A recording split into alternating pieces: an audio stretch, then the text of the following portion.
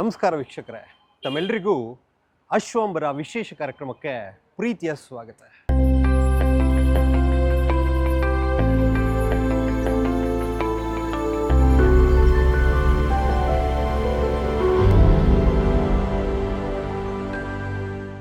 ಇವತ್ತು ನಾನು ನಿಮಗೊಬ್ಬ ವಿಶೇಷ ಯುವ ಸಾಹಸಿಯನ್ನ ಪರಿಚಯ ಮಾಡಿಕೊಡ್ತಾ ಇದ್ದೇನೆ. ಇವನು ಇತ್ತೀಚೆಗೆ ಮಾಡಿದಂತಹ ಸಾಧನೆಯಿಂದ ಇಡೀ ಭಾರತ ಇವನತ್ತ ನೋಡೋ ಹಾಗಾಗಿದೆ. ನಮ್ಮ ಕರ್ನಾಟಕದ ಕನ್ನಡದ ಕಂದನ ಸಾಧನೆಯನ್ನ ತಿಳ್ಕೊಂಡು ಬರೋಣ. ಆಗಲೇ ಹೇಳಿದ್ನಲ್ಲ, ನಾನೊಬ್ಬ ವಿಶೇಷ ಯುವ ಸಾಹಸಿ ಕ್ರೀಡಾಪಟುವನ್ನು ಪರಿಚಯ ಮಾಡಿಸ್ತೀನಿ ಅಂಥೇಳಿ. ಅವರೇ 19 ವರ್ಷದ ಧ್ಯಾನ್ ಕಶ್ಯಪ್. ಬನ್ನಿ ಅವರನ್ನ ಮಾತಾಡಿಸ್ತಾ ಹೋಗೋಣ. ನಮಸ್ಕಾರ ಧ್ಯಾನ್ ಕಶ್ಯಪ್ ಅವರೇ. ನಮಸ್ತೆ ಸರ್. ನಿಮ್ಮನ್ನ ಮಾತಾಡಿಸ್ಬೇಕು ಅಂತಂದ್ರೆ ಒಂದು ರೀತಿ ಖುಷಿ ಆಗುತ್ತೆ. ಯಾಕೆ ಅಂತಂದ್ರೆ 19 ವರ್ಷದ ಯುವಕ ಈ ಥರ ಇಡೀ ಜಗತ್ತು ನೋಡುವಂತಹ ರೀತಿಯಲ್ಲಿ ಸಾಧನೆಯನ್ನ ಮಾಡ್ತಾ ಇದ್ದೀರಾ ಅನ್ನುವಂಥದ್ದು. ಮೊದಲನೇದಾಗಿ ನಿಮ್ಮ ಒಂದು ಕಿರು ಪರಿಚಯವನ್ನ ತಾವೇ ಮಾಡಿಕೊಡೋದಾದ್ರೆ. ಎಲ್ಲರಿಗೂ ನಮಸ್ಕಾರ. ನನ್ನ ಹೆಸರು ಧ್ಯಾನ್ ಕಶ್ಯಪ್ ಎನ್ ಎಂ. ನಾನು ಒಬ್ಬ ಅಂತಾರಾಷ್ಟ್ರೀಯ ಪ್ಯಾರಾ ಈಜುಪಟು. ನನ್ನ ತಂದೆ HK ನಟರಾಜ್, ನನ್ನ ತಾಯಿ BE ಮಂಜುಳಾ. ನಾನು ಈಗ ಪ್ರಸ್ತುತ ರೇವಾ ಯೂನಿವರ್ಸಿಟಿನಲ್ಲಿ 2ನೇ ವರ್ಷ BCom ಅನ್ನು ಓದುತ್ತಿದ್ದೇನೆ.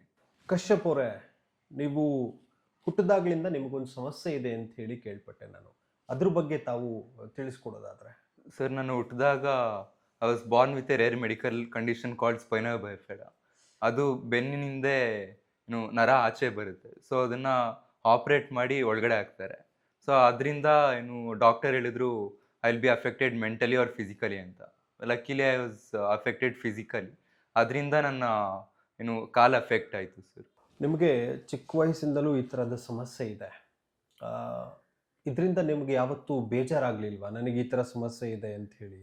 ಮತ್ತು ನಿಮ್ಮ ಅಕ್ಕಪಕ್ಕದವರು ಅಥವಾ ನಿಮ್ಮ ಸ್ನೇಹಿತರು ನಿಮಗೆ ಇದನ್ನು ಕೆಲವರು ಈ ಥರದ್ದೆಲ್ಲ ಸಮಸ್ಯೆ ಇದ್ದಾಗ ಅದನ್ನೇ ಒಂದು ರೀತಿ ಆಡಿಕೊಳ್ಳುವಂಥದ್ದು, ರೇಗಿಸುವಂಥದ್ದೆಲ್ಲ ಮಾಡ್ತಾರೆ. ಆ ಥರ ಸಮಸ್ಯೆಗಳು ನಿಮ್ಗೆ ಯಾವತ್ತೂ ಕಾಡಲಿಲ್ವಾ? ಖಂಡಿತ ಸರ್. ನಾನು ಚಿಕ್ಕವನಿರುವಾಗ ತುಂಬ ನೀವು ಹೇಳ್ದಾಗೆ ಎಲ್ಲ ಅನುಭವಿಸಿದ್ದೆ. ನಮ್ಮ ಸೊಸೈಟಿಯಲ್ಲಿ ನಮ್ಮ ಜನ ನಮ್ಮನ್ನ ನೋಡೋ ದೃಷ್ಟಿನೇ ಬೇರೆ ಥರ ಇರುತ್ತೆ. ಸೊ ಫಿಸಿಕಲಿ ಚಾಲೆಂಜ್ ಅಂದರೆ ನಾವು ಬರೀ ಮನೆಯಲ್ಲೇ ಇರಬೇಕು, ಮತ್ತು ಆಚೆ ಎಲ್ಲಾದರೂ ಹೋದರೆ ನಾನು ಚಿಕ್ಕವನಿರುವಾಗ ಸ್ಕೂಲಲ್ಲಿ ಹೋಗ್ಬೇಕಂದ್ರೆ ನನ್ನ PT ಪೀರಿಯಡಲ್ಲಿ ಯಾರೂ ನಾನು ಸೇರಿಸ್ಕೊತಾ ಇರಲಿಲ್ಲ. ಮತ್ತು PT ಪೀರಿಯಡಲ್ಲಿ ಎಲ್ಲ ರೇಸ್ ನಡೀತಾ ಇತ್ತು, ಎಲ್ಲ ನಡೀತಾ ಇತ್ತು. ಅವಾಗ ನನ್ಗೆ ಆಡೋಕ್ಕಾಗ್ತಾ ಇಲ್ಲ ಅಂತ ಒಂಥರ ಬೇಜಾರಾಗ್ತಾ ಇತ್ತು. ಮತ್ತು ರಿಲೇಟಿವ್ಸು ಮತ್ತು ಪಬ್ಲಿಕಲ್ಲಾಗಲಿ ಎಲ್ಲ ಸಿಂಪತಿ ತೋರಿಸ್ತಾ ಇದ್ರು. ಮತ್ತು ಅವ್ರು ನಮ್ಮನ್ನ ನೋಡೋ ನೋಟನೇ ಬೇರೆ ಥರ ಇರ್ತಾ ಇತ್ತು. ಸೊ ಈ ಥರ ಎಲ್ಲ ಅನುಭವಿಸಿದ್ವಿ ಸರ್. ನಿಮ್ಮ ಪೋಷಕರ ಸಪೋರ್ಟು ಕೂಡ ನಿಮಗೆ ಅಷ್ಟೇ ಚೆನ್ನಾಗಿರಲೇಬೇಕು. ನಿಮ್ಮ ಪೋಷಕರ ಬಗ್ಗೆ ಹೇಳೋದಾದ್ರೆ ಅವ್ರು ನಿಮಗೆ ಹೇಗೆ ಸಪೋರ್ಟ್ ಮಾಡ್ತಾ ಇದ್ರು ಇದಕ್ಕೆಲ್ಲ, ಹೇಗೆ? ಸರ್, ನಮ್ಮ ತಂದೆ ತಾಯಿ ನನ್ನ ಫಿಸಿಕಲಿ ಚಾಲೆಂಜ್ ಅಂಗವಿಕಲ ಅಂತಲೇ ಬೆಳೆಸಿಲ್ಲ ಸರ್. ನನ್ನ ಎಲ್ಲರ ಥರ ನಾರ್ಮಲಾಗಿ ಇರಬೇಕು ಅಂತಲೇ ನನ್ನ ಬೆಳೆಸಿದ್ದು. ಮತ್ತು ನನ್ನ ಎಲ್ಲ ಕಡೆ ಕರ್ಕೊಂಡು ಹೋಗ್ತಾಯಿದ್ರು. ಮತ್ತು ನನ್ನ ನಾರ್ಮಲ್ ಸ್ಕೂಲ್ಗೆ ಹಾಕಿದ್ರು, ಎಲ್ಲರ ಜೊತೆ ಎಲ್ಲ ಮಕ್ಕಳ ಜೊತೆ ಬೆರೀಲಿ ಅಂತ. ಅದಾದಮೇಲೆ ಡಾಕ್ಟರ್ ನಾನು ಹುಟ್ಟಿದಾಗ ಸ್ವಿಮ್ಮಿಂಗ್ ಹಾಕಬೇಕು ಅಂತ ಹೇಳಿದ್ರು, ನನ್ನ ಮಸಲ್ ಸ್ಟ್ರೆಂತ್ ಆಗುತ್ತೆ ಅಂತ. ಸೊ ಅದಕ್ಕೋಸ್ಕರ ನನ್ನ ಸದಾಶಿವನಗರದ ಗ್ಲೋಬಲ್ ಸ್ವಿಮ್ ಸೆಂಟರ್ ಅಂತ ಆ ಸ್ವಿಮ್ಮಿಂಗ್ ಪೂಲಿಗೆ ಕರ್ಕೊಂಡು ಹೋದ್ರು. ಸೊ ಅಲ್ಲಿ ಒಬ್ಬರು ಪ್ರಣವ್ ಸರ್ ಅಂತ ಒಬ್ಬರು ಕೋಚ್ ನನ್ನ ಟ್ರೈನ್ ಮಾಡಿ ಅಲ್ಲಿ ಸಮ್ಮರ್ ಕ್ಯಾಂಪ್ಗಂತ ಸೇರಿಕೊಂಡೆ ಸರ್, ಅಲ್ಲಿ ಸ್ಟ್ರೆಂತ್ನಿಂಗೋಸ್ಕರ ಅಂತ. ನಾನು 2 ತಿಂಗಳಲ್ಲಿ ಸ್ವಿಮ್ಮಿಂಗ್ ಕಲಿತೆ.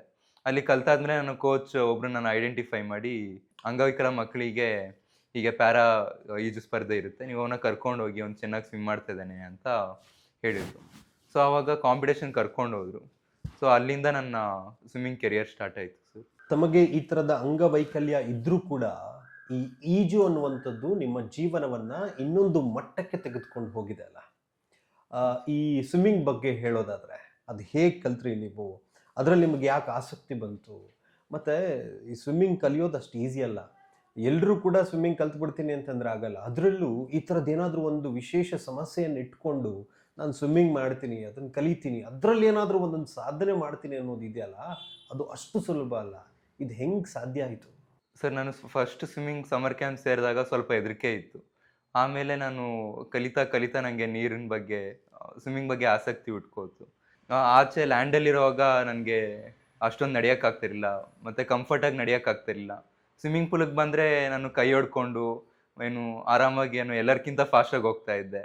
ಮತ್ತು ನೀರಲ್ಲಿ ಒಂಥರ ನನಗೆ ಫ್ರೀಡಮ್ ಸಿಕ್ಕಿದಾಗೆ ಅನಿಸ್ತಾ ಇತ್ತು. ಮತ್ತು ನೀರಲ್ಲಿ ಆರಾಮಾಗಿ ಓಡೋ ಅಂತ ಒಂದು ಅನುಭವ ಸಿಕ್ತು. ಸೊ ಅದರಿಂದ ನನಗೆ ಸ್ವಿಮ್ಮಿಂಗ್ ಬಗ್ಗೆ ಆಸಕ್ತಿ ಮೂಡ್ತು ಸರ್. ಯಾವುದಾದ್ರೂ ಒಂದು ವಿದ್ಯೆ ಕಲಿಬೇಕು ಅಂತಂದರೆ ಅದಕ್ಕೆ ಸಮರ್ಥವಾದಂಥ ಒಬ್ಬ ಒಳ್ಳೆ ಗುರು ಇರಬೇಕು. ಆ ಗುರು ಇದ್ದರೆ ಮಾತ್ರ ನಮಗೊಂದು ಒಳ್ಳೆ ಗುರಿ ತಲುಪೋದಕ್ಕೆ ಸಾಧ್ಯ. ಬಹುಶಃ ತಮಗೂ ಕೂಡ ಒಂದು ಒಳ್ಳೆ ಗುರುಗಳು ಸಿಕ್ಕಿರಬಹುದು. ಅವ್ರ ಬಗ್ಗೆ ಹೇಳೋದಾದರೆ? ಸರ್ ನಾನು ಪ್ರಸ್ತುತ Khelo India State Centre of ಎಕ್ಸಲೆನ್ಸಿಯಲ್ಲಿ ಸುಂದರೇಶ್ ಸತ್ಯನಾರಾಯಣ್ ಸರ್ ಕೆಳಗಡೆ ಟ್ರೈನ್ ಮಾಡ್ತಾ ಇದ್ದೀನಿ. ಸೊ ಖೇಲೋ ಇಂಡಿಯಾ ಸೆಂಟರಲ್ಲಿ ನಾನು ಸೆಂಟರ್ಗೆ 2 ವರ್ಷ ಹಿಂದೆ ನನ್ನ ಸೆಲೆಕ್ಟ್ ಮಾಡಿಕೊಂಡ್ರು ನನ್ನ. ಅಲ್ಲಿ ನನಗೆ ಎಲ್ಲ ಥರ ಫೆಸಿಲಿಟೀಸ್ ಕೊಡ್ತಾರೆ sir, with physio, strength and conditioning, food, accommodation ಎಲ್ಲ ಫೆಸಿಲಿಟೀಸ್ ಕೊಡ್ತಾರೆ ನಮಗೆ. ಮತ್ತು ಅದಕ್ಕೂ ಮುಂಚೆ ನಾನು ಸ್ವಿಮ್ ಲೈಫ್ ಸ್ವಿಮ್ಮಿಂಗ್ ಅಕಾಡೆಮಿಯಲ್ಲಿ ಮಂಜುನಾಥ್ ಸರ್ ಅಂಡರ್ ಟ್ರೈನ್ ಮಾಡ್ತಾ ಇದ್ದೆ. ಮತ್ತು ಅದಕ್ಕೂ ಮುಂಚೆ ನಾನು ಗ್ಲೋಬಲ್ ಸ್ವಿಮ್ ಸೆಂಟರಲ್ಲಿ ಪ್ರಣವ್ ಸರ್ ಅಂತ ಕೋಚ್ ಇದ್ದಾರೆ. ಅವರೇ ನನಗೆ ಫಸ್ಟ್ ಸ್ವಿಮ್ಮಿಂಗ್ ಕಲಿಸ್ಕೊಟ್ಟಿದ್ದು. ಸೊ ಇದುವರೆಗೂ ನನಗೆ ಎಲ್ಲ ಕೋಚು ನನಗೆ ಪಾಸಿಟಿವ್ ಆಗಿ ಸಪೋರ್ಟ್ ಮಾಡಿದ್ದಾರೆ. ಮತ್ತು ಎಲ್ಲರೂ ಯಾರೂ ನನ್ನ ಡಿಸ್ಕರೇಜ್ ಮಾಡಿಲ್ಲ. ಎಲ್ಲ ಅವ್ರು ಸಪೋರ್ಟ್ ಮಾಡಿದ್ದಾರೆ. ಮತ್ತು ಎಲ್ಲರ ಮಕ್ಳ ಹತ್ರ ನನ್ನ ಬೆರೆಸಿ ನೀನು ಮಾಡ್ತೀಯಾ ಅಂತ ಸಪೋರ್ಟ್ ಮಾಡಿದ್ದಾರೆ ಸರ್. ಒಂದು ಮಾತು ಹೇಳ್ತಾರಲ್ಲ, ನಾವು ಎಲ್ಲಿ ಬಿದ್ದಿದ್ದೀವೋ ಅಲ್ಲೇ ಎದ್ದೇಳಬೇಕು ಅಂತ. ಹಾಗೆ ಬಹುಶಃ ಅವತ್ತು ಆ ಕೋಚ್ ನಿಮ್ಮನ್ನು ರಿಜೆಕ್ಟ್ ಮಾಡಿದ್ರು, ಅದಾದಮೇಲೆ ಇನ್ನೊಬ್ಬ ಒಳ್ಳೆ ಕೋಚ್ ಗುರುಗಳು ನಿಮಗೆ ಸಿಕ್ಕರು. ಅವ್ರು ನಿಮ್ಗೊಂದು ಒಳ್ಳೆ ಮಾರ್ಗದರ್ಶನ ದಾರಿಯನ್ನು ತೋರ್ತಾ ಇದ್ದಾರೆ. ಅದಾದ ನಂತರ ನಿನಗೆ ಈ ಥರದ ಪ್ಯಾರಾ ಸ್ವಿಮ್ಮಿಂಗ್ ಕಾಂಪಿಟೇಷನ್ಗಳಲ್ಲಿ ಭಾಗವಹಿಸಬೇಕು ಅಥವಾ ಇದರಲ್ಲಿ ನೀನು ಮುಂದುವರಿಬೇಕು ಅಂತ ಹೇಳಿ ನಿನಗೆ ಯಾರು ಮಾರ್ಗದರ್ಶನ ಕೊಟ್ಟರು, ಅಲ್ಲಿಗೆ ಹೋಗಬೇಕು ಅಂತ ಹೇಳಿ ಹೇಗೆ ಅನ್ನಿಸ್ತು ನಿನಗೆ? ಸರ್ ಸಮ್ಮರ್ ಕ್ಯಾಂಪಲ್ಲಿ ನಾನು ಚೆನ್ನಾಗಿ ಸ್ವಿಮ್ಮಿಂಗ್ ಮಾಡೋದು ನೋಡಿ ನಮ್ಮ ಕೋಚ್ ಹೇಳಿದ್ರು, ಹೀಗೆ ಪ್ಯಾರಾ ಸ್ವಿಮ್ಮಿಂಗ್ ಕಾಂಪಿಟೇಷನ್ ಇದೆ ಕಳಿಸಿ ಅಂತ ನಮ್ಮ ಪೇರೆಂಟ್ಸ್ ಕೇಳಿದ್ರು. ಅಲ್ಲಿ ನನ್ನ ಕಾಂಪಿಟೇಷನ್ ಬಗ್ಗೆ ಏನೂ ಗೊತ್ತಿರಲಿಲ್ಲ, ಅದು ಫಸ್ಟ್ ಕಾಂಪಿಟೇಷನ್ಸ್ ಆಗಿತ್ತು. ಅಲ್ಲಿ ಹೋದ್ಮೇಲೆ ಅಲ್ಲಿ ತುಂಬ ಭಯ ಆಗೋಕ್ಕೆ ಸ್ಟಾರ್ಟ್ ಆಯಿತು. ಅದು ಸ್ಟೇಟ್ ಲೆವೆಲ್ ಮೀಟ್ ಅಂದರೆ ನಮ್ಮ ರಾಜ್ಯದ ಎಲ್ಲ ಜಿಲ್ಲೆಯಿಂದ ಬಂದಿರ್ತಾರೆ, ಮತ್ತು ತುಂಬ ನರ್ವಸ್ ಕೂಡ ಇರುತ್ತೆ. ನಮ್ಮ ಕೋಚ್ನ ಕೇಳಿದಾಗ ಅವ್ರು ಹೇಳಿದ್ರು, ನೀನು ಇನ್ನು ಹಾರ್ಡ್ ವರ್ಕ್ ಮಾಡಿದ್ಯಾ, ನೀನು ಏನು ತಲೆ ಕೆಡಿಸ್ಕೊಂಬೇಡ, ಇನ್ನು ಬೆಸ್ಟ್ ಟೈಮಿಂಗ್ಸ್ ನೀನು ಕೊಡು ಅಂತ ಹೇಳಿದ್ರು. ಸೊ ಅದೇ ಧೈರ್ಯದ ಮೇಲೆ ಸ್ವಿಮ್ಮಿಂಗ್ ಮಾಡಿದೆ ಕಾಂಪಿಟೇಷನ್ಸಲ್ಲಿ. ಸೊ ಅದೇ ಧೈರ್ಯದ ಮೇಲೆ ನಾನು ರೇಸಿಗೆ ಪ್ರಿಪೇರ್ ಆದೆ. ನನ್ನ ಫಸ್ಟ್ ಸ್ಟೇಟ್ ಲೆವೆಲ್ ಕಾಂಪಿಟೇಷನ್ಸಲ್ಲೇ ನಾನು 3 ಗೋಲ್ಡ್ ಮೆಡಲ್ ಗೆದ್ದೆ. ಅದಾದಮೇಲೆ ನಮ್ಮ ಕೋಚಿನ ಎನ್ಕರೇಜ್ ಮಾಡಿದ್ರು, ಇನ್ನು ಆಪರ್ಚುನಿಟೀಸ್ ಇದೆ, ಫ್ಯೂಚರ್ ಇದೆ ಚೆನ್ನಾಗಿ ಅಂತ ಹೇಳಿದ್ರು. ಸೊ ಅದಾದಮೇಲೆ ನ್ಯಾಷನಲ್ಸ್ ಲೆವೆಲಿಗೆ ಸೆಲೆಕ್ಟ್ ಆದೆ ನಾನು. ಅಲ್ಲಿ ನಮ್ಮ ಭಾರತದಿಂದ ಎಲ್ಲ ರಾಜ್ಯದಿಂದ ಬಂದಿರ್ತಾರೆ. ಸೊ ಅದು ಇನ್ನೂ ಟಫ್ ಆಗಿರುತ್ತೆ. ಸೊ ಅದಕ್ಕೂ ಕೂಡ ನಾನು ಪೂರ್ವ ತಯಾರಿ ಗೊತ್ತಾಯ್ತು ಸ್ಪೈನೋಬಯೋಫೆಡಾ ಅಂತ ಅದಕ್ಕೆ ಹೆಸರಿದೆ, ಅಥವಾ ಅದು ಒಂದು ಡಿಸಾರ್ಡರ್ ಅಂತ, ಅಥವಾ ಏನಂತಾರೆ ನರ್ವಸ್ ಸಿಸ್ಟಮ್ಗೆ ಸಂಬಂಧಪಟ್ಟಿದ್ದು ಅಂತ. ಬಟ್ ಆ ಥರ ಬಂದಾಗ ನಾವು ಇಷ್ಟೊಂದು ಕ್ರಿಟಿಕಲ್ ಆಗುತ್ತೆ ಅಂತ ನಮಗೂ ಗೊತ್ತಿಲ್ಲ. ಅದು ಡಾಕ್ಟ್ರ್ ಹೇಳಿದಾಗ ಅನ್ನಿಸ್ತು, ಓಕೆ ಇಲ್ಲ ಅವನು ತುಂಬ ದೊಡ್ಡ ವ್ಯಕ್ತಿ ಆಗ್ತಾನೆ, ಅಥವಾ ಈ ಥರ ಕೇಸ್ಗಳು ತುಂಬ ಇದಾಗ್ತಾರೆ ಅಂತ ಫೇಮಸ್ ಆಗ್ತಾರೆ ಅಂತೆಲ್ಲ ಹೇಳಿದರು. ಬಟ್ ನಮ್ಗೆ ಆವತ್ತಿನ ಮಟ್ಟಿಗೆ ನಮಗದು ಮಗು ಉಳ್ಕೊಂಡ್ರೆ ಸಾಕು ಅಂತ ಒಂದು ಅಭಿಪ್ರಾಯ ಇತ್ತೇ ಹೊರತು ನಮಗೆ ಈ ಕೇಸ್ ಏನಿದೆ ಅಥವಾ ಅದ್ರ ಬಗ್ಗೆ ನಾವು ತಿಳ್ಕೊಳ್ಳೋಷ್ಟು ನಮಗೆ ಇಂಟ್ರೆಸ್ಟ್ ಇರಲಿಲ್ಲ. ಅದಕ್ಕೂ ಮೇಲಾಗಿ ಏನು ಅಂತಂದರೆ ಅದು ಸಮಸ್ಯೆ ಅನ್ನೋದಕ್ಕಿಂತ ಹೊರತುಪಡಿಸಿ ಅದರಿಂದ ನಾವು ಹೇಗೆ ಮಗುನ ಮೇಲೆ ತರಬೇಕು ಅನ್ನೋದು ನಮ್ಮ ಉದ್ದೇಶ ಆಗಿತ್ತು, ಮತ್ತು ನಮ್ಮ ಒಂದು ಲಕ್ಷ್ಯ ಕೂಡ ಅದೇ ಇತ್ತು. ಯಾಕೆಂದರೆ ಸಮಸ್ಯೆ ಅಂತ ಕೂತ್ರೆ ಯಾವ ಸಮಸ್ಯೆನೂ ಅದು ನಮಗೆ ಪರಿಪೂರ್ಣವಾಗಿ ಇದು ವಾಸಿ ಆಗಿಬಿಡುತ್ತೆ ಅನ್ನೋದು, ಅಥವಾ ಇದು ಆಯ್ಕೋಯ್ತಪ್ಪ, ಇದು ಕಂಪ್ಲೀಟ್ ಆಗೋಯ್ತು, ಇದನ್ನು ನಾವು ಪೂರ್ತಿಯಾಗಿ ನಾವು ತೆಗೆದುಬಿಟ್ವಿ ಅನ್ನೋದು ಕತೆ ಅಲ್ಲ. ಅದನ್ನು ಹೇಗೆ ಮುಂದೆ ಬರಬೇಕು, ಮತ್ತು ಅದರಿಂದ ನಾವು ಹೊರಗಡೆ ಮಗುನ ಹೇಗೆ ತೆಗಿಬೇಕು, ಮತ್ತು ಸೊಸೈಟಿಲಿ ಮಗುನ ಹೇಗೆ ನಾವು ನಿಲ್ಲಿಸಬೇಕು ಅನ್ನೋದು ನಮ್ಮದು ಒಂದು ಉದ್ದೇಶ. ನಾವು ಇಟ್ಕೊಂಡು ಮಗುನ ಬಿಡ ಹೇಗೆ ಈ ಪ್ಲಾನ್ ಹೆಂಗೆ ಬಂತು ಅಂತ. ಯಾಕೆಂತಂದ್ರೆ ನಾವೆಲ್ಲ ಸ್ವಿಮ್ಮಿಂಗ್ ಪೂಲಲ್ಲಿ ಈಜೋದನ್ನು ನೋಡಿರ್ತೇವೆ, ಕೆರೆಗಳಲ್ಲೋ ಬಾವಿಗಳಲ್ಲಿ ಈಜೋದನ್ನು ನೋಡಿರ್ತೇವೆ. ಆದರೆ ನಿಮಗೆ ಯಾಕೆ ಈ ಥರದ್ದು ಒಂದು ಹುಚ್ಚು ಸಾಹಸ ಮಾಡಬೇಕು ಅಂತ ಅನ್ನಿಸ್ತು? ಸರ್ ಆ್ಯಸ್ ಎ ಪ್ಯಾರಾಸ್ವಿಮ್ಮರ್ ಯಾರು ಮಾಡದೇ ಇರೋ ಅಚೀವ್ಮೆಂಟ್ ನಾನು ಮಾಡಬೇಕು ಅಂತ ನನಗೆ ಆಸೆ ಮೂಡಿತು. ಮತ್ತು ನನಗೆ ಸೀನಲ್ಲಿ ಸ್ವಿಮ್ಮಿಂಗ್ ಮಾಡಬೇಕು ಅಂತ ಒಂದು ಆಸೆ ಕೂಡ ಇತ್ತು ಸರ್. ಸೊ ಅದಕ್ಕಂತ ನಾನು ನಮ್ಮ ಕೋಚ್ ಹತ್ರ ಹೋಗಿ 2 ವರ್ಷದಿಂದ ನಾನು ಅಪ್ರೋಚ್ ಮಾಡಿದೆ. ಸರ್ ನನಗೆ ನ್ಯಾಷನಲ್ ಮತ್ತು ಇಂಟರ್ನ್ಯಾಷನಲ್ ಟ್ರೈನಿಂಗ್ ಜೊತೆ ನನಗೆ ಪಾರ್ಕ್ ಸ್ಟೇಟ್ಗೂ ಟ್ರೈನಿಂಗ್ ಮಾಡಿ ಅಂತ. ನಮ್ಮ ಕೋಚ್ ಇದಕ್ಕಂತಲೇ ಪ್ಯಾರಲಲ್ ಆಗಿ ಟ್ರೈನಿಂಗ್ ಮಾಡಿದ್ರು ನನಗೆ. ಸೊ ನಾನು ಪಾರ್ಕ್ ಸ್ಟೇಟ್ಗೆ 6 ತಿಂಗಳಿಂದ ಟ್ರೈನ್ ಮಾಡ್ತಾಯಿದ್ದೆ ಸರ್. ಪಾರ್ಕ್ ಸ್ಟೇಟ್ಗೋಸ್ಕರನೇ 6 ತಿಂಗಳಿಂದ ಟ್ರೈನ್ ಮಾಡ್ತಾಯಿದ್ದೆ. ಸೊ ಅದು ಹೇಗಿತ್ತು ಅಂದರೆ ವಾರಕ್ಕೆ 60ರಿಂದ 70 ಕಿಲೋಮೀಟ್ರ್ ಟ್ರೈನ್ ಮಾಡ್ತಾಯಿದ್ದೆ. ಮತ್ತು ದಿನಕ್ಕೆ 10ರಿಂದ 12 ಕಿಲೋಮೀಟರ್ ಟ್ರೈನ್ ಮಾಡ್ತಾಯಿದ್ದೆ. ದಿನಕ್ಕೆ 2ರಿಂದ 4 ಗಂಟೆ ಟ್ರೈನ್ ಮಾಡ್ತಾಯಿದ್ದೆ, 2 ಸೆಷನ್ಸು. ಮತ್ತು ಅದ್ರ ಜೊತೆ ನಾನು ಓಪನ್ ವಾಟರ್ ಸ್ವಿಮ್ಮಿಂಗ್ ಕಾಂಪಿಟೇಷನ್ಸಲ್ಲಿ ಕೂಡ ಭಾಗವಹಿಸಿದ್ದೆ. ಸೊ ರೀಸೆಂಟಾಗಿ ಮುಂಬೈನಲ್ಲಿರುವಂಥ Sunk Rock lighthouse to Gateway of ಇಂಡಿಯಾದಲ್ಲಿ 1 ಕಿಲೋಮೀಟರ್ ಸ್ವಿಮ್ ಮಾಡ್ತಾ ಇದ್ದೆ. ಅದಾದಮೇಲೆ ಈ ಶಿವರಾತ್ರಿ ದಿನ 12 ಕಿಲೋಮೀಟರ್ ಸ್ವಿಮ್ ಮಾಡಿದ್ದೆ ಕೆನ್ಸಿಂಗ್ಟನ್ ಸ್ವಿಮ್ಮಿಂಗ್ ಪೂಲಲ್ಲಿ. ಸೊ ಹೀಗೆ ತಯಾರಿ ಮಾಡ್ಕೊಂಡು ಬಂದೆ ಸರ್. ಏನು ಶ್ರೀಲಂಕಾದಿಂದ ನೀವು ಭಾರತಕ್ಕೆ ಬಂದ್ರಿ, ಯಾವತ್ತು ಬಂದ್ರಿ, ಮತ್ತೆ ಅದು ಬರೋದಕ್ಕಿಂತ ಮುಂಚೆ ಅಲ್ಲಿನ ವ್ಯವಸ್ಥೆಗಳು ಹೇಗಿತ್ತು, ನೀವು ಒಬ್ಬರೇ ಈಜ್ಕೊಂಡು ಬಂದ್ರಾ ಅಥವಾ ನಿಮ್ಮ ಜೊತೆಗೆ ಯಾರಾದರೂ ಇದ್ರಾ, ನಿಮ್ಮ ಸೇಫ್ಟಿ ಪ್ರಿಕಾಷನ್ಸ್ ಎಲ್ಲ ಹೇಗಿತ್ತು, ಅದ್ರ ಬಗ್ಗೆ ಎಲ್ಲ ತಿಳಿಸ್ಕೊಡ್ಬೋದಾ? ಸೊ ಪಾರ್ಕ್ ಸ್ಟೇಟ್ ಮಾಡಬೇಕಂದ್ರೆ ನಮಗೆ ಶ್ರೀಲಂಕಾ ಗೌರ್ಮೆಂಟ್ ಮತ್ತು ಇಂಡಿಯನ್ ಗೌರ್ಮೆಂಟಿಂದ ಪರ್ಮಿಷನ್ ಬೇಕು. ಕಸ್ಟಮ್ಸ್ ಮತ್ತು coast guard, Indian navy, Sri Lanka navy, so 2 ಕಡೆಯಿಂದನೂ ಪರ್ಮಿಷನ್ ಬೇಕು. ಸೊ ಇದು ಪರ್ಮಿಷನ್ ಎಲ್ಲ ಸಿಕ್ಕಾದ್ಮೇಲೆ ನಾವು ರಾಮೇಶ್ವರಮಲ್ಲಿ ಸ್ಟೇ ಮಾಡಿ ಅಲ್ಲಿ ವೆದರ್ ಮತ್ತು ಕಂಡೀಷನ್ಸ್ಗೆ ಮತ್ತು ಸೀಗೆ ಅಡಾಪ್ಟ್ ಆಗಬೇಕು ಅಂತ ನಾವಲ್ಲಿ ಪ್ರಾಕ್ಟೀಸ್ ಮಾಡೋಕ್ಕೆ ಹೋದ್ವಿ ನಾವಲ್ಲಿ. ಅಲ್ಲಿ ಪ್ರಾಕ್ಟೀಸ್ ನಂತರ ನಾವು 12ನೇ ತಾರೀಕು ಮಧ್ಯಾಹ್ನ ನಾವು ಇಲ್ಲಿಂದ ರಾಮೇಶ್ವರಮಿಂದ ತಲೈಮನ್ನರ್ಗೆ ಹೋದ್ವಿ. ಅಲ್ಲಿ ಹೋದ್ಮೇಲೆ ನಾವು 1:30ಗೆ ಸ್ಟಾರ್ಟ್ ಮಾಡಬೇಕು ಅಂತ ಪ್ಲ್ಯಾನ್ ಇದ್ದಿದ್ದು. ಅಲ್ಲಿ ಕರೆಂಟ್ಸ್ ಮತ್ತು ಟೈಡ್ಸ್ ನೋಡಿ 2 ಅವರ್ ಡಿಲೇ ಆಯಿತು. ಆದ್ದರಿಂದ ನಾನು 3:30ಗೆ ಸ್ಟಾರ್ಟ್ ಮಾಡಿದೆ. ಸರ್ ಪಾರ್ಕ್ ಸ್ಟೇಟ್ ನಾವು ಒಬ್ಬರೇ ಮಾಡೋಕ್ಕಾಗಲ್ಲ. ಸೊ ಅದಕ್ಕೆ ಆರ್ಗನೈಸರ್ ಇರ್ತಾರೆ. ಮತ್ತು ಅದ್ರ ಜೊತೆ ನಮಗೆ ಸಪೋರ್ಟಿವ್ ಆಗಿ 4 ಬೋಟ್ ಬಂದಿರುತ್ತೆ. ಮತ್ತು ಅದ್ರ ಜೊತೆ 21 ಜನ ಕ್ರ್ಯೂ ಮೆಂಬರ್ಸ್ ಇರ್ತಾರೆ. ಸೊ 4 ಬೋಟ್ ಅಂದರೆ ಅದರಲ್ಲಿ ಮದರ್ ಬೋಟ್ ಇರುತ್ತೆ, ಮತ್ತು feeding boat, life guard boat ಮತ್ತು ಕಯಾಕ್ ಇರುತ್ತೆ. ನಾವು ಸ್ವಿಮ್ಮಿಂಗ್ ಮಾಡುವಾಗ ಕಯಾಕ್ ಫಾಲೋ ಮಾಡ್ಕೊಂಡು ಹೋಗ್ಬೇಕಾಗುತ್ತೆ, ಯಾಕೆಂದರೆ ಅವರೇ ನಮ್ಮನ್ನ ಗೈಡ್ ಮಾಡೋದು. ಧ್ಯಾನ್ ಅವರೇ, ಹುಣ್ಣಿಮೆ ಅಂತಂದ್ರೇನೆ ಒಂದು ರೀತಿ ಸಮುದ್ರದ ಅಲೆಗಳ ರೌದ್ರಾವತಾರ ಪ್ರಾರಂಭ ಆಗುತ್ತೆ. ನಾವು ಯಾರೇ ಕೂಡ ಸಮುದ್ರದಲ್ಲಿ ನಿಂತ್ಕೊಂಡ್ರು ಕೂಡ ಆ ಅಲೆಗಳು ರಭಸದಿಂದ ನಮ್ಮನ್ನು ತಳ್ಳಿ ಬಿಸಾಕುತ್ತೆ. ಆದರೆ ಅಂಥ ಸಮಯದಲ್ಲಿ, ಅದರಲ್ಲೂ ರಾತ್ರಿ 3-3:30 ಸಮಯಕ್ಕೆ ತಾವು ಶ್ರೀಲಂಕಾದಿಂದ ಭಾರತಕ್ಕೆ ಈಜ್ಕೊಂಡು ಬರಬೇಕು ಅಂತ ಹೇಳಿ ಡಿಸೈಡ್ ಮಾಡಿಕೊಂಡು ಸಮುದ್ರದ ತಟಕ್ಕೆ ಹೋಗಿರ್ತೀರಾ. ಆ ಅಲೆಗಳನ್ನು ನೋಡಿ, ಆ ಸಮುದ್ರದ ಅಲೆಗಳ ರೌದ್ರಾವತಾರವನ್ನು ನೋಡಿ ತಮಗೇನು ಭಯ ಆಗಲಿಲ್ವಾ? ಆ ಸನ್ನಿವೇಶ ಹೆಂಗಿತ್ತು ಅಂತ? ಸರ್ ಹಿಂದಿನ ದಿನ ರಾತ್ರಿ ನನಗೆ ತುಂಬ ಭಯ ಆಗ್ತಾ ಇತ್ತು ಅಲೆ ಎಲ್ಲ ನೋಡಿದ್ಮೇಲೆ. ಆಮೇಲೆ 3:30 ಆದ ನಂತರ ಸ್ವಲ್ಪ ಕಡಿಮೆ ಆಗಕ್ಕೆ ಸ್ಟಾರ್ಟ್ ಆಯಿತು. ಸರ್ ಎಂಥ ಒಳ್ಳೆ ಸ್ವಿಮ್ಮರ್ಸ್ ಆದರೂ ಕೂಡ ಇನ್ನು ಭಯ ಇದ್ದೇ ಇರುತ್ತೆ. ನಾವು ನೇಚರ್ ಮುಂದೆ ಏನೂ ಇಲ್ಲ. ಸೊ ಇನ್ನು ಸ್ಟಾರ್ಟಿಂಗ್ ನೀರೊಳಗಡೆ ಇಳಿದಾಗ ನನಗೆ ಸ್ವಲ್ಪ ಭಯ ಆಯಿತು ಸರ್. ಸೊ ನಾವು ನೀರೊಳಗಡೆ ಇಳಿದ್ಮೇಲೆ ಕಯಾಕ್ ಫಾಲೋ ಮಾಡಬೇಕಾಗಿತ್ತು. ಸ್ವಲ್ಪ ದೂರ ಹೋದ್ಮೇಲೆ ನಾವು ಅಲೆಗಳು ಹೇಗೆ ಜಾಸ್ತಿ ಇತ್ತು ಅಂದರೆ, ನಾವು ಕೆಳಗಡೆ ಇದ್ದರೆ ಕಯಾಕ್ ನಮ್ಗಿಂತ 4 ಅಡಿ ಜಾಸ್ತಿ ಇರ್ತಾ ಇತ್ತು. ನೀವೇನೋ ಈಜನ್ನ ಶುರು ಮಾಡಿದ್ರಿ, ಸುಮಾರು ಮಧ್ಯಭಾಗಕ್ಕೆ ಬಂದ್ರಿ, ಬೆಳಗ್ಗಿನ ಸಮಯ ಆಯಿತು. ಅದಾದ ನಂತರ ನಿಮ್ಗೊಂದು ರೀತಿ ಬೆಳಕು ಜಾಸ್ತಿ ಆಯಿತು, ಒಂದು ಲೆವೆಲಿಗೆ ಕಾನ್ಫಿಡೆನ್ಸ್ ಬರೋದಕ್ಕೆ ಶುರುವಾಯಿತು. ಮಧ್ಯದಲ್ಲಿ ಇಲ್ಲಿ ನಿಮಗೆ ಅನಿಸ್ಲಿಲ್ವಾ, ಯಾಕಪ್ಪ ಬೇಕಿದು, ಈ ದುಸ್ಸಾಹಸಕ್ಕೆ ಯಾಕಾದರೂ ಕೈ ಹಾಕಿದ್ನೋ, ಈ ಸಮುದ್ರದಲ್ಲಿ ಈಜ್ಕೊಂಡು ನಾನು ದಡ ಮುಟ್ಟೋದು ಹೌದಾ, ಇಲ್ಲಿ ಕ್ವಿಟ್ ಮಾಡಿ ವಾಪಸ್ ಹೋಗ್ಬಿಡೋಣ ಅಂತ ಹೇಳಿ ಯಾವತ್ತೂ ಅನಿಸ್ಲಿಲ್ವಾ ನಿಮಗೆ? ಸರ್ ಪಾರ್ಕ್ ಸ್ಟೇಟ್ ಮಾಡೋವಾಗ ನನಗೆ ಬೆಳಿಗ್ಗೆ ಹೊತ್ತು 3:30ಗೆ ಇಳಿದಾಗ ನನಗೆ ಒಂಥರ ಭಯ ಇತ್ತು. ಸೊ ಹೇಳ್ದಾಗೆ ಯಾವುದೇ ಒಳ್ಳೆ ಸ್ವಿಮ್ಮರ್ಸ್ ಆದರೂ ಕೂಡ ಭಯ ಆಗೇ ಆಗುತ್ತೆ. ಸೊ ಬೆಳಿಗ್ಗೆವರೆಗೂ ಸ್ವಲ್ಪ ಭಯದಲ್ಲೇ ಸ್ವಿಮ್ ಮಾಡಿದೆ.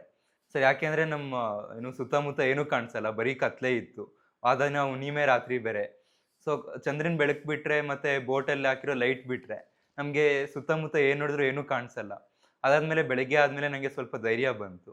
ನಾನು ಪಾರ್ಕ್ ಸ್ಟೇಟ್ ಮಾಡಬೇಕು ಅನ್ನೋದು ನನಗೆ 3 ವರ್ಷದಿಂದ ಆಸೆ. ಸೊ ಕ್ವಿಟ್ ಮಾಡಬೇಕು ಅಂತ ನನ್ನ ಮನಸ್ಸಲ್ಲೇ ಇರಲಿಲ್ಲ. ನಾನು ಇಳಿದಿದ್ದೀನಿ, ಸ್ವಿಮ್ ಮಾಡಬೇಕು ಮತ್ತು ಕಂಪ್ಲೀಟ್ ಮಾಡಬೇಕು ಅನ್ನೋದು ಮಾತ್ರ ನನ್ನ ಗುರಿಯಾಗಿತ್ತು ಸರ್. ನೀವು ಈಜಿದ್ದು ಯಾವುದೋ ಒಂದು ಸ್ವಿಮ್ಮಿಂಗ್ ಪೂಲಲ್ಲ, ದೊಡ್ಡ ಸಮುದ್ರದಲ್ಲಿ. ಸಮುದ್ರ ಅಂತಂದಮೇಲೆ ಸಹಜವಾಗಿ ಉಪ್ಪು ನೀರು. ಆ ಉಪ್ಪು ನೀರಿನಲ್ಲಿ ಈಜಬೇಕಿದ್ರೆ ಹೇಗಿತ್ತು ಚಾಲೆಂಜು? ಹಾಗೆಯೇ ಅಷ್ಟು ದೀರ್ಘಕಾಲದ ಅವಧಿಯಲ್ಲಿ ಈಜ್ಕೊಂಡು ಬರಬೇಕು ಅಂತಂದರೆ ಮಾನಸಿಕವಾಗಿ ಕೆಲವೊಂದು ಸಮಸ್ಯೆಗಳು ಕಾಡ್ಬೋದು, ಅಥವಾ ದೈಹಿಕವಾಗಿ ಸುಸ್ತಾಗ್ಬೋದು. ಹೇಗಿತ್ತು ಅದು? ಮತ್ತು ಒಟ್ಟಾರೆ ಎಷ್ಟು ಕಿಲೋಮೀಟರ್ಗಳ ಕಾಲ, ಎಷ್ಟು ಸಮಯ ತೆಗೆದುಕೊಂಡು ನೀವು ಅದನ್ನು ಕಂಪ್ಲೀಟ್ ಮಾಡಿದ್ರಿ? ಸರ್ ಸ್ವಿಮ್ಮಿಂಗ್ ಪೂಲು ಮತ್ತು ಸಮುದ್ರದಲ್ಲಿ ಈಜೋದಕ್ಕೆ ತುಂಬ ಡಿಫ್ರೆನ್ಸ್ ಇರುತ್ತೆ. ಸ್ವಿಮ್ಮಿಂಗ್ ಪೂಲಲ್ಲಿ ಕ್ಲೋರಿನ್ ವಾಟರ್ ಇರುತ್ತೆ ಮತ್ತು ಸಮುದ್ರದಲ್ಲಿ ಸಾಲ್ಟ್ ವಾಟರ್ ಇರುತ್ತೆ.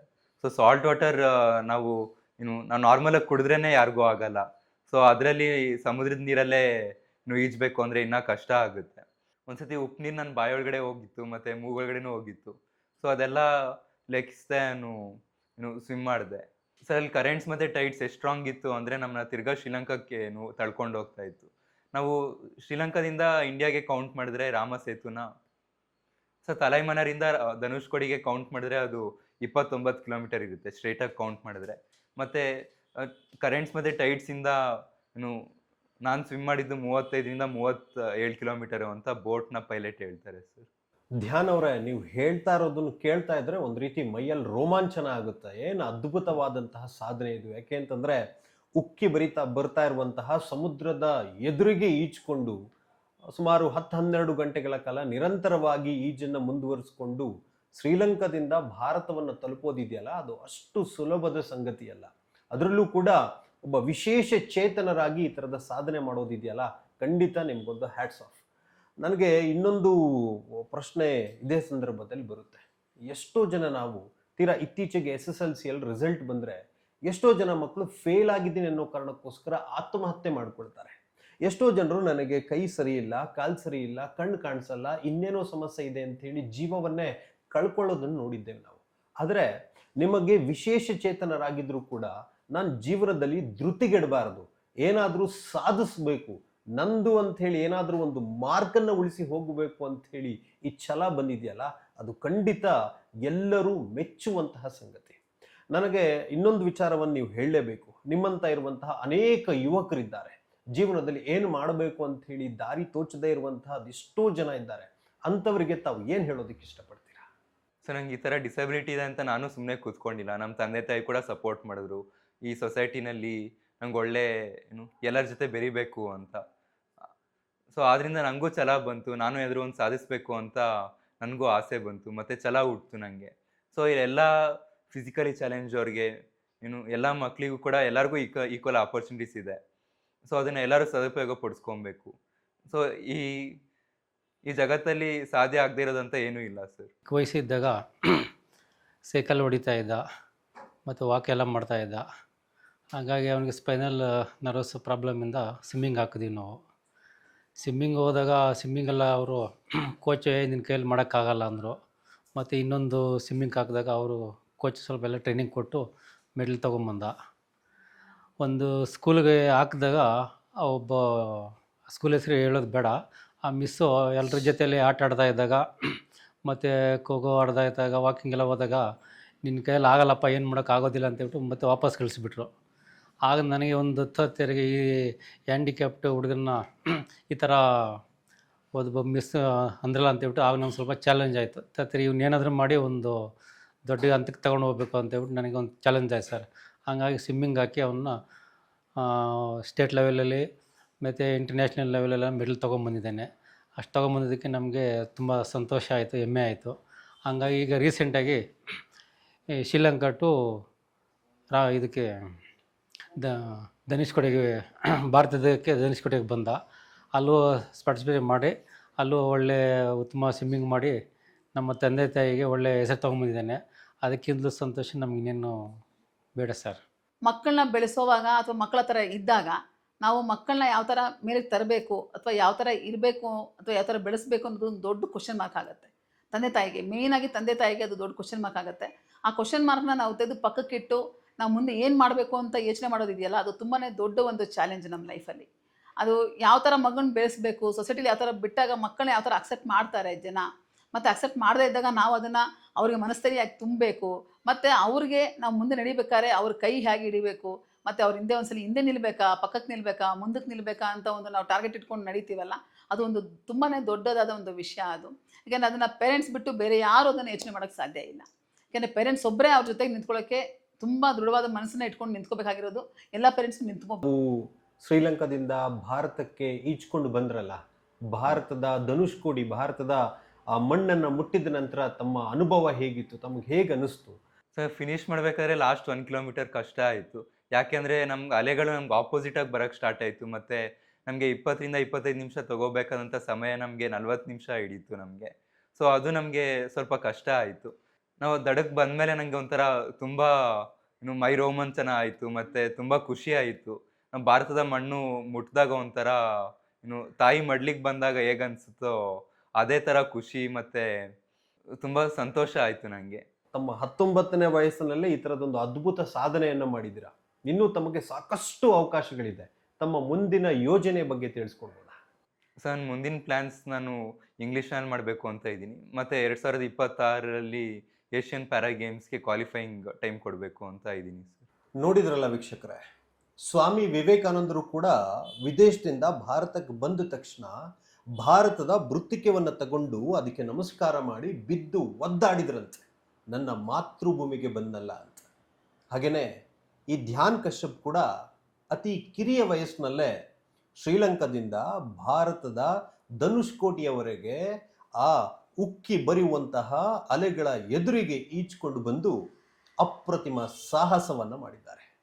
ಇಡೀ ಜಗತ್ತೇ ಭಾರತದ ಕಡೆಗೆ ತಿರುಗಿ ನೋಡುವಂತಹ ಅದ್ಭುತವಾದಂತಹ ಕ್ಷಣವನ್ನು ನಿರ್ಮಾಣ ಮಾಡಿದ್ದಾರೆ. ಇವರ ಈ ಸಾಧನೆ ಅದೆಷ್ಟು ಯುವಕ ಯುವತಿಯರಿಗೆ ಮಾರ್ಗದರ್ಶನವಾಗಲಿದೆ. ಇವರ ಈ ಸಾಧನೆಯ ಕಾರ್ಯ ಇನ್ನಷ್ಟು ಹೆಚ್ಚಾಗಲಿ, ಇವರು ಇನ್ನಷ್ಟು ಹೆಚ್ಚಿನ ಸಾಧನೆಯನ್ನು ಮಾಡಲಿ, ಇಡೀ ಭಾರತದ ಜನರಿಗೆ ಒಂದು ಒಳ್ಳೆಯ ಸಂದೇಶವನ್ನು ನೀಡುವಂತಾಗಲಿ. ಅಷ್ಟೇ ಅಲ್ಲ, ಇವರು ಭಾರತಕ್ಕೆ ಹೆಮ್ಮೆಯ ಪುತ್ರನಾಗಲಿ ಅಂಥೇಳಿ ಅಶ್ವವೇಗ ನ್ಯೂಸ್ನ ಕಡೆಯಿಂದ ಆಶಿಸ್ತಾ ಇವತ್ತು ಸಂದರ್ಶನದಲ್ಲಿ ಭಾಗವಹಿಸಿ ಅವರ ಕುರಿತಂತ ಹೆಚ್ಚಿನ ಮಾಹಿತಿಯನ್ನು ನೀಡಿದಂತಹ ಧ್ಯಾನ್ ಕಶ್ಯಪ್ ಅವರಿಗೆ ಧನ್ಯವಾದಗಳು. ಧನ್ಯವಾದಗಳು ಸರ್. ಸ್ವಾಮಿ ವಿವೇಕಾನಂದರು ಹೇಳ್ತಾರಲ್ಲ, ಏಳಿ ಎದ್ದೇಳಿ ಗುರಿ ಮುಟ್ಟುವವರೆಗೆ ನಿಲ್ಲದಿರಿ ಅಂತ. ಹಾಗೆ ಈ ಧ್ಯಾನ್ ಕಶ್ಯಪ್ ಕೂಡ ತಾನು ಡಿಸೈಡ್ ಮಾಡಿದ್ದ, ಶ್ರೀಲಂಕಾದಿಂದ ಭಾರತದವರೆಗೆ ಅದೇನಾದರೂ ಪರವಾಗಿಲ್ಲ ಈಜ್ಕೊಂಡು ಬಂದೇ ಬರಬೇಕು ಅಂತ. ಹಠಕ್ಕೆ ಬಿದ್ದು ಅದನ್ನು ಸಾಧನೆ ಕೂಡ ಮಾಡ್ದ. ಅಷ್ಟೇ ಅಲ್ಲ, ಅದೆಷ್ಟು ಯುವಕ ಯುವತಿಯರಿಗೆ ಒಂದು ರೀತಿ ಸ್ಫೂರ್ತಿಯ ಚಿಲುಮೆಯಾದ.